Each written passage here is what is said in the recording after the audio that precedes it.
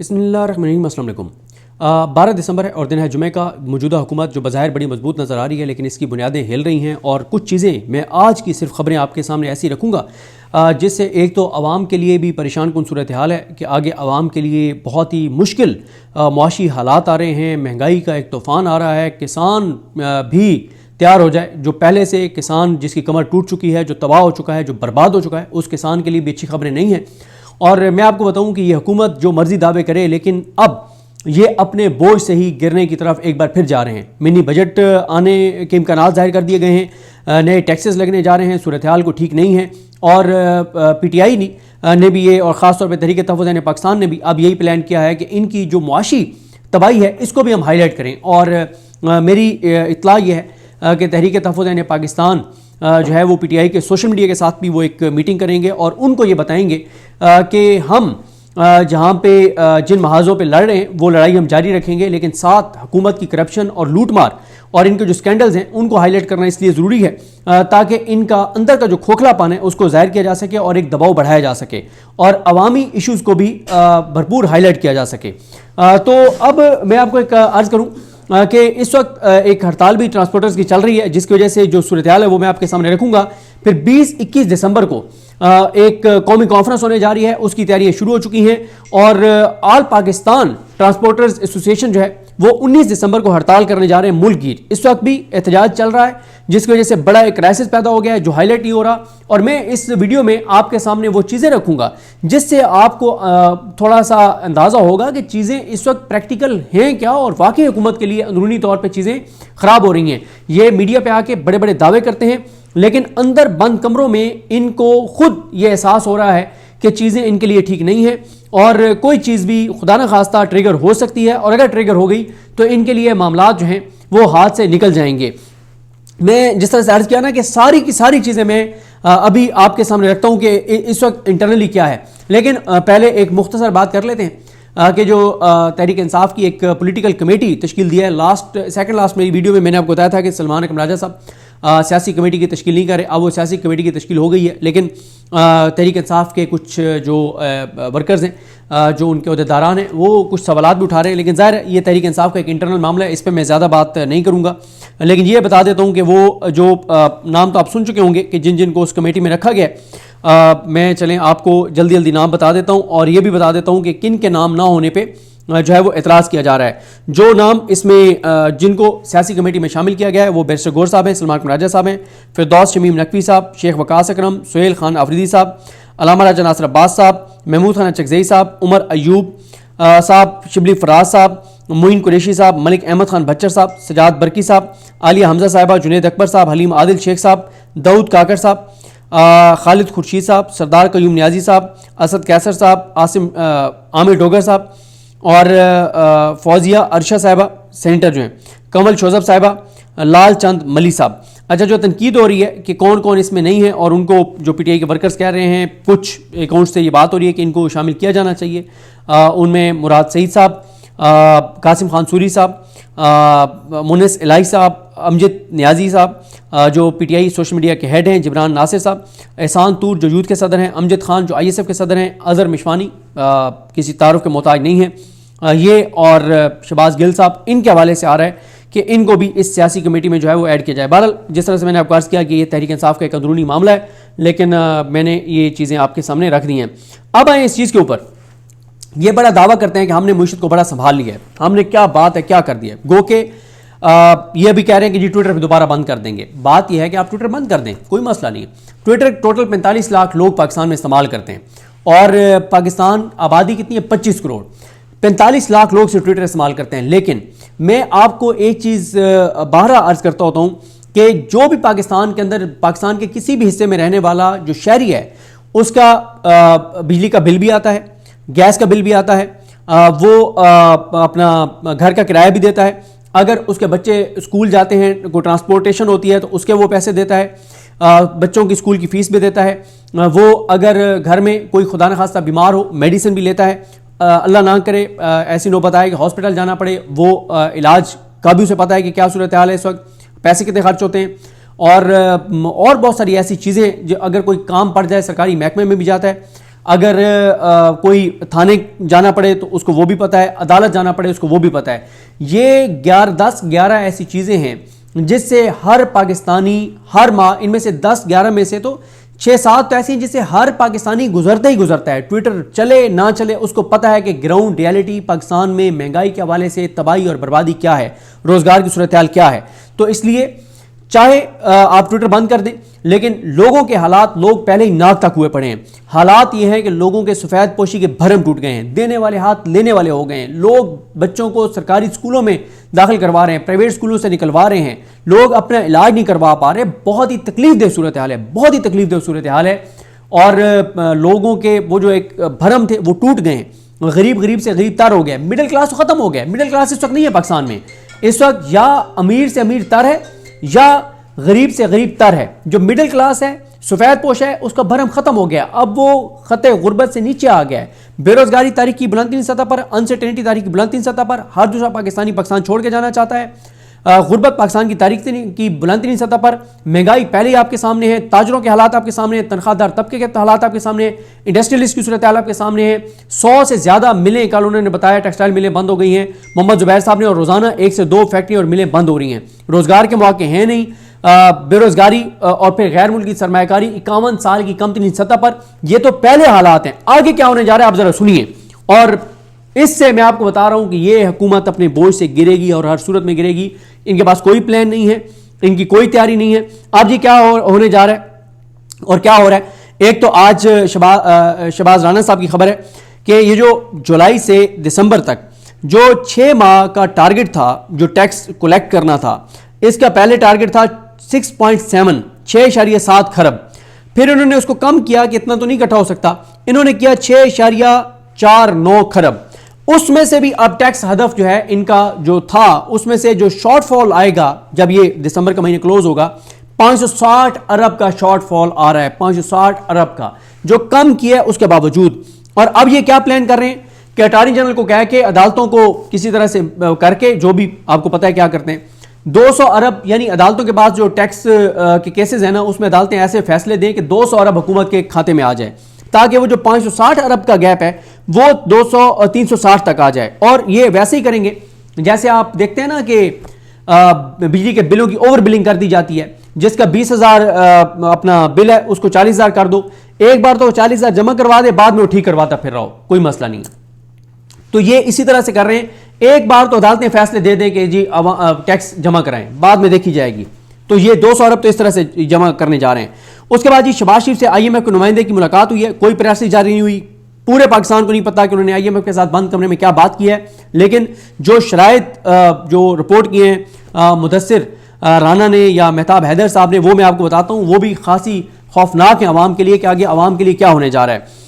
اس کے بعد جی بتایا گیا ہے کہ میٹنگ میں اس بات پہ بھی بڑا اعتراض ہوا ہے کہ FBR دوسروں پر انحصار کر رہا ہے. اور دوسرا اس بات کا بھی اعتراف کیا گیا کہ ملکی معیشت ابھی تک مکمل طور پر بحالی کے لیے تیار نہیں ہے. یہ بند کمرے میں خود اعتراف کر رہے ہیں. ٹی وی پہ آ کے کیا جھوٹ بولتے ہیں, اندر مان رہے ہیں کہ مکمل طور پہ تیار نہیں ہے. اور کچھ شرکا نے یہ تجویز دیا ہے کہ روپے کی قدر میں کمی کی جائے, اور تاکہ برآمدات اور FBR کی کم ہوتی آمدنی کو سہارا دیا جا سکے. یعنی ڈالر تگڑا ہوگا, ڈالر کا ریٹ اوپر جائے گا, روپیہ جو ہے وہ کمزور ہوگا. اور IMF نے بھی ان کو کہہ دیا ہے کہ آپ یہ جو فکس کیا ہوا ہے نا آپ نے ڈالر ریٹ, اس کو فلیکسیبل کریں. اور شہباز رانا صاحب کے مطابق یہ بات ہو رہی میٹنگ میں ہوئی ہے کہ فکس ریٹ نے پاکستانی جو ڈالر کی فکس ریٹ ہے اس نے پاکستانی برآمد کنندگان کا مسابقتی فائدہ ختم کر دیا ہے. اور IMF بورڈ نے بھی پاکستان سے کہہ دیا ہے کہ آپ فلیکسیبل رکھیں ڈالر کے ریٹ کو. اس کے علاوہ جی اصل جو میں نے آپ کو بتایا نا کہ جو اصل ہدف تھا پہلے, اس کے مطابق جو شارٹ فال ہے وہ 775 ارب کا ہے. اور یہ وہ چیزیں ہیں جو ہائی لائٹ کرنی چاہیے, ہمیں بتانا چاہیے کہ اکانومی کو انہوں نے کر کیا دیا اور دعوے کیا اور جھوٹ کیا بولتے ہیں. اس کے بعد جی سپر ٹیکس کا کیس اگلے مہینے لگنا ہے آئینی عدالت میں. 1000 ارب یہ ٹیکس ہے اور اس میں حکومت کانفیڈنٹ ہے. انہوں نے IMF کو بھی بتا دیا ہے کہ ہمارے حق میں آئینی عدالت جسٹس امیر الدین خان صاحب ہمارے حق میں فیصلہ دیں گے. اب آپ مجھے بتائیں, اگر آئینی عدالت ان کے کہنے پر 1000 ارب جو کمپنیز سے فیکٹریوں سے ملوں سے زیادہ وصول کر لیتی ہے, تو کون اس ملک میں انویسٹ کرے گا؟ کہ اب تو عدالتیں ہی نہیں رہیں, عدالتوں سے من مرضی کے فیصلے لے لیتے ہیں. اس کے بعد جی بتایا گیا کہ منی بجٹ آ سکتا ہے.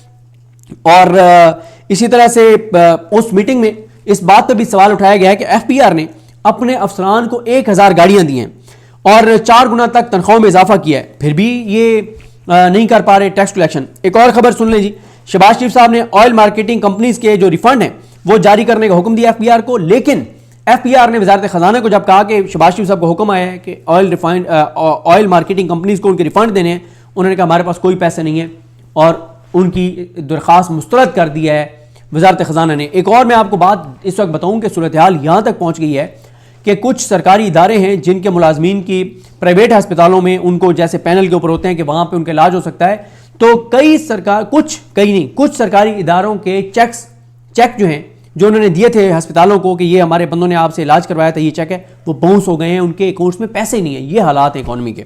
اس کے بعد جی بہرحال 2 خبریں چھوٹی چھوٹی سن لیں جی۔ رنگ روڈ راولپنڈی والا 33 ارب کا منصوبہ تھا، بڑھ کر 50 ارب تک ہو گیا ہے، کوئی انکوائری نہیں ہے، کوئی پتہ نہیں ہے کہ 17 ارب کیوں بڑھ گیا ہے۔ سی ڈی اے درختوں کا قتل عام جاری رکھے ہوئے ہے اور یہاں پہ بھی سیمنٹ اور سریہ جیسے لاہور کے سینے میں ٹھوکا گیا، اسی طرح سے اسلام آباد کے سینے میں سیمنٹ اور سریہ ٹھوکا جا رہا ہے ہر طرف، اور درختوں کا قتل عام جو ہے وہ جاری ہے۔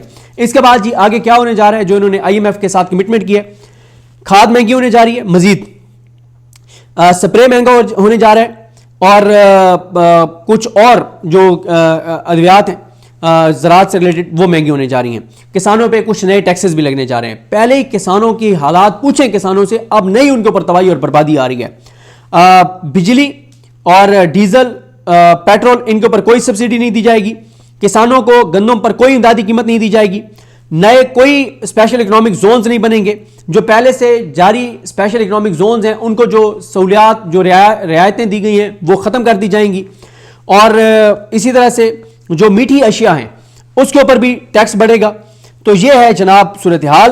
اور ایک اور خبر سن لیں جی، ایندھن کی خریداری کم کر دی گئی ہے، یہ خالد مصطفیٰ صاحب کی خبر ہے، جس کی وجہ سے ریفائنریز نے سپلائی میں بڑے تعطل کا خطرہ جو ہے اس کا انہوں نے خطرے کی گھنٹی جو ہے وہ بجا دی ہے۔ اب آپ اگلی بات سن لیں جی، آگے یہ اکانومی کی ایک دن کی خبریں جو میں آپ کے سامنے رکھ رہا ہوں، آگے سن لیں جی مہتاب حیدر صاحب کی خبر، یہ بھی بہت ڈیمیجنگ خبر ہے۔ وہ کہتے ہیں کہ آئی ایم ایف نے کہا ہے کہ آئندہ 1 سے 3 برس کے دوران پاکستان کی معیشت کے لیے جغرافیائی سیاسی تناؤ، تجارت میں رکاوٹ اور غیر یقینی پالیسیز کی وجہ سے اشیاء کی قیمتوں میں اضافہ ہوگا، مالیاتی مارکیٹ میں اتار چڑھاؤ آئے گا، مالیاتی کمزوریاں ہوں گی اور طویل عرصے تک شرح سود جو ہے وہ زیادہ رہے گی۔ اسی طرح سے بین الاقوامی امداد میں کمی ہوگی، بڑھتا ہوا سماجی عدم اطمینان رہے گا، موسمیاتی تبدیلیوں کی وجہ سے کافی مشکلات ہوں گی، اور ساتھ ہی پالیسیز پر مؤثر عمل درآمد نہ ہونا یہ بڑے خطرات ہیں۔ پھر وہ کہتے ہیں کہ یہ واضح طور پر ظاہر کرتا ہے کہ ملک کو ایک اور آئی ایم ایف پروگرام کی ضرورت پڑ سکتی ہے، یعنی ایک اور آئی ایم ایف پروگرام میں ہم جائیں گے، ایک اور آئی ایم ایف پروگرام۔ اور ان کو وہ ہم اس دن کے پی میں کسی جلسے میں گئے ہوئے تھے، تو ایک وہاں پہ بالکل عام سے شہری آیا، کہتا ہے یہ بتائیں کہ ہماری حکومت کو شرم بھی نہیں آتی کہ یہ قرضہ لیتے ہیں آئی ایم ایف سے اور پھر کروڑوں روپے کے اشتہارات ٹی وی چینلز کو دیتے ہیں کہ سیلیبریٹ کرو کہ ہمیں آئی ایم ایف نے قرضہ دے دیا ہے۔ انہوں نے کہا یہ کس نے اتارنا ہے؟ ہمارے آنے والی نسلوں نے اتارنا ہے۔ 34,000 ارب یہ 3-3.5 سال میں لے چکے ہیں، 34,000 ارب امیجن کریں کہاں خرچ ہوئے 34,000 ارب، ہمیں تو نہیں نظر آتا لگا ہوا۔ اچھا اس کے بعد جی وہ کہتے ہیں کہ مہتاب حیدر صاحب کہ آئی ایم ایف نے ایگزیکٹو بورڈ کی منظوری کے بعد پاکستان کی اقتصادی صورتحال سے متعلق تفصیلی رپورٹ جاری کر دی۔ آئی ایم ایف رپورٹ میں پاکستان کی معیشت کے بڑے خطرات کی نشاندہی کرتے ہوئے بتایا گیا ہے کہ عالمی اور خطے میں بڑھتے ہوئے تناؤ کے باعث اشیاء کی قیمتوں میں اضافہ ہو سکتا ہے، جبکہ مہاجرین کی نقل مکانی اور مہنگائی بڑھ سکتی ہے۔ اس کے سرمایہ کاری، سیاحت، تجارت اور سپلائی چین پر بھی اثرات مرتب ہو سکتے ہیں۔ اگرچہ یہ مختصر مدتی خطرہ ہے، تجارتی رکاوٹوں اور غیر یقینی پالیسی سے تجارت، سرمایہ کاری اور گروتھ متاثر ہو سکتی ہے۔ جیو پولیٹیکل صورتحال سے طلب اور رسد پر منفی اثرات پڑ سکتے ہیں۔ اب تک آپ نے خبر میں سنے کوئی پازیٹیو بات نہیں ہے پاکستان کے لیے، وجہ ان کی تباہ کن پالیسیز جو انہوں نے ملک کے ساتھ کر چھوڑا ہے۔ آگے سنیں جی، پھر وہ کہتے ہیں کہ طلب اور رسد پر منفی اثرات پڑ سکتے ہیں، جس سے تیل کی قیمتوں سمیت دیگر اشیاء کی قیمتوں میں اضافہ متوقع ہے، جس سے مالی دباؤ، سماجی عدم اطمینان اور میکرو اکنامک عدم استحکام کا خطرہ ہے۔ مالیاتی مارکیٹ میں اتار چڑھاؤ سے کرنسی کی قدر پر فرق پڑ سکتا ہے، جبکہ سرمایہ کے بہاؤ میں کمی آ سکتی ہے۔ رپورٹ میں خطرات کی نشاندہی کرتے ہوئے کہا گیا کہ مالیاتی کمزوریوں اور طویل عرصے تک زیادہ شرح سود سے حکومتی قرضہ بڑھ سکتا ہے، اس سے شرح سود پر دباؤ آئے گا۔ غیر ملکی امداد اور خاص طور پر ترقیاتی امداد میں کمی ترقی پذیر ممالک کے لیے ایک بڑا خطرہ ہے۔ بڑھتا ہوا سماجی عدم اطمینان لاگت میں اضافے کا باعث بن سکتا ہے، جبکہ موسمیاتی تبدیلی سے قدرتی آفات آنے کا خطرہ ہے، جس سے خوراک کا عدم تحفظ سپلائی چین متاثر ہو سکتی ہے۔ حکومت پر بعض طبقوں کی جانب سے مراعات اور استثناء دینے کا دباؤ، سیاسی مداخلت سے بنیادی اصلاحات میں رکاوٹ، پالیسیز پر عمل درآمد میں بڑی رکاوٹ ہیں۔ رپورٹ کے مطابق جون 2025 تک پاکستان کا مجموعی قرضہ 307 ارب 40 کروڑ ڈالر پر پہنچ گیا ہے، جو کہ جی ڈی پی کا 76.7% ہے۔ اس میں بیرونی قرضہ 106 ارب 96 کروڑ ڈالر اور اندرونی قرضہ 200 ارب 50 کروڑ ڈالر ہے، جبکہ پاکستان کا رواں مالی سال تک قرضوں پر سود 88 ارب 98 کروڑ ڈالر ہے، جس میں سے 14 ارب 82 کروڑ ڈالر سود بیرونی قرضوں پر ہے، جبکہ اندرونی قرضوں پر سود 74 ارب 16 کروڑ ڈالر ہے۔ رپورٹ میں حکومت سے پالیسیز پر مؤثر عمل درآمد، کرنسی کی قیمت کو مارکیٹ کے مطابق تعین، مسابقت کی حمایت، توانائی کی قیمتوں میں اضافہ، توانائی سیکٹر میں اصلاحات، سماجی امداد کی فراہمی میں اضافہ، بیرونی معاشی جھٹکوں کے باوجود مالیاتی استحکام کا برقرار رکھنا، درمیانی مدت کے قرضے کی حکمت عملی اپنانے کی سفارش کی گئی ہے۔ آگے سن لیں جی، اس وقت جو ایک اور مسئلہ چل رہا ہے کہ پاکستان ٹیکسٹائل ایکسپورٹرز ایسوسی ایشن کے پیٹرن چیف خرم مختار نے کہا ہے کہ 5 روز سے جاری گڈ ٹرانسپورٹرز کی ملک گیر ہڑتال کے باعث برآمدی صنعتیں تباہی کے دہانے پر پہنچ چکی ہیں۔ ان باؤنڈ اور آؤٹ باؤنڈ لاجسٹکس کی مکمل معطلی کے باعث ہزاروں کنٹینرز راستے میں پھنسے ہوئے ہیں اور تمام بڑی امدادی صنعتوں میں سپلائی چین شدید متاثر ہوئی ہے۔ چاراہوں اور بندرگاہوں پر پھنسے برآمدی سامان پر بھاری ڈیمیجز، چارجز اور بڑے پیمانے پر بین الاقوامی آرڈر کی منسوخی کا خطرہ ہے۔ یہ خلل ایک قابل اعتماد عالمی سورسنگ پارٹنر کے طور پر پاکستان کی ساکھ کو سنگین نقصان پہنچا رہا ہے۔ اس کے بعد 19 کو ملک گیر ہڑتال کا اعلان کر دیا ہے، جو آصف خان، طارق خان اور لالا سہیل ہیں، یہ عہدیداران ہیں۔ مجھے ان کے نمبر نہیں مل سکے، موبائل نمبر میں ورنہ ان سے تفصیلات لیتا۔ جو گڈ ٹرانسپورٹرز ہیں، انہوں نے 19 دسمبر کو ملک گیر ہڑتال کا اعلان کر دیا ہے۔ آخر میں جناب ایک اور خبر سن لیں کہ پنجاب کے دارالحکومت لاہور میں سردیوں کے آغاز کے ساتھ ہی اسموگ نے ایک بار پھر زندگی کو شدید متاثر کرنا شروع کر دیا ہے۔ ماہرین کے مطابق رواں موسم میں شہر کا فضائی معیار مسلسل خطرناک سطح پر رہ رہا ہے، جس کے باعث موسم سرما زہریلا ہو گیا ہے اور شہریوں میں صحت کے مسائل بڑھ گئے ہیں اور روزمرہ معمولات بری طرح متاثر ہو رہے ہیں۔ ماہرین کا کہنا ہے کہ فضا میں باریک آلودہ ذرات اور مضر گیسوں کے زیادہ مقدار سانس، آنکھوں اور دل کے امراض میں تیزی سے اضافہ کر رہی ہیں۔ بچے، بزرگ اور سانس کے مریض اس صورتحال میں سب سے زیادہ متاثر ہو رہے ہیں۔ تو یہ ان کی جناب کارکردگی ہے۔ تو جس طرح سے میں نے آپ کو عرض کیا نا کہ چیزیں ان کے لیے بالکل بھی ٹھیک نہیں ہیں، اور یہ ایپٹما چیئرمین نے بھی وزیر اعلیٰ کو خط لکھا ہے۔ یہ گڈس ٹرانسپورٹرز کی ہڑتال جو جاری ہے، انہوں نے کہا ہے کہ بڑے نقصان ہو رہے ہیں، اور لاہور چیمبر نے بھی جو ہے وہ اکبری منڈی کا دورہ کیا اور ٹرانسپورٹرز کے ساتھ اظہار یکجہتی کیا ہے۔ تو یہ جناب اس وقت صورتحال ہے، یہ چیزیں ہیں۔ ہر طرف سے اس حکومت کی تباہ کن پالیسیز کی وجہ سے منفی خبریں آ رہی ہیں، اور یہ جو میں نے اکانومی کی چند چیزیں آپ کو بتائی ہیں نا کہ اس وقت حالات کیا ہیں اور چیزیں کس طرف جا رہی ہیں، تو اس سے آپ اندازہ لگا لیں کہ ان کے لیے صورتحال اچھی نہیں ہے۔ اگر یہ ٹرانسپورٹرز کی ہڑتال میں پی ٹی آئی بھی شامل ہو جاتی ہے اور کچھ اور بھی لوگ نکل آتے ہیں، تو ان کے لیے آؤٹ آف کنٹرول ہو جائے گا معاملہ۔ جاتے جاتے جی نواز شریف صاحب نے جنرل فیض کی سزا پہ کوئی بیان نہیں دیا، کوئی ٹویٹ نہیں کیا، اور آج وہ اپنے گلگت بلتستان اور شاید اے جے کے والوں سے بھی ملے ہیں، اس میں بھی انہوں نے جنرل فیض کی سزا کا کوئی کسی طرح کا ذکر نہیں کیا، نہ انہوں نے کہا کہ یہ سزا بالکل ٹھیک ہوئی ہے اور باقیوں کا بھی احتساب ہونا چاہیے۔